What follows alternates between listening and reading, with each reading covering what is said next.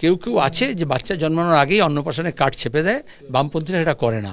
আগে শিশু জন্মাক, তারপরে তার রেজিস্ট্রেশন হোক, তারপরে তার লক্ষ্য, তার ঘোষণাপত্র তৈরি হোক, তার উপর দাঁড়িয়ে আমাদের সিদ্ধান্ত নিতে হবে। কি কোনো কথা হয়েছে?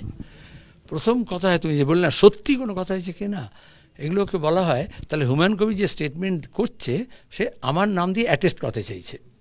অ্যাটেস্ট বোঝো তো, ট্রু কপি।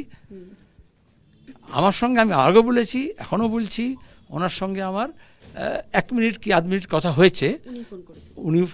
উনি ফোন করেছিলেন কি অন্য কেউ ফোন করেছে, কিন্তু ওনার কণ্ঠস্বর পেলাম। উনি বললেন আমাকে তো সাসপেন্ড করে দিয়েছে। আমি বললাম ইয়ে তো হোনাই থা। তারপরে আমি বললাম লেগে রহো মুন্না ভাই। আর কোন রকম সমঝোতা, আসন সমঝোতা, যেহেতু তিনি পৃথক দল গঠন করবেন বলছেন, সেক্ষেত্রে সেই সম্ভাবনা কি সেলিমদা রয়েছে যে আপনাদের সঙ্গে কোনো আসন সমঝোতা বা কোনো ধরনের ফ্রেন্ডশিপ কোনো কিছু হওয়ার? অনেকবার প্রশ্ন করা হয়েছে, আমি আবার বলেছি কেউ কেউ আছে যে বাচ্চা জন্মানোর আগেই অন্নপ্রাশনের কার্ড ছেপে দেয়, বামপন্থীরা সেটা করে না।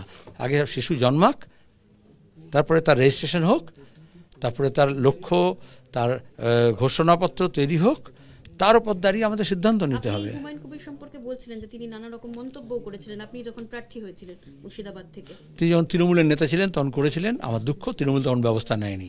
এখন তাকে বলতে হবে, এবং তিনি ইতিমধ্যে বলেছেন কার প্ররোচনায় এসব কথাগুলো বলেছেন। আর তারপরে আমাদের সঙ্গে কথা বলতে হলে তাকে বলতে হবে যে এরকম কথাগুলো বলবো না, কখনো বলতে নেই।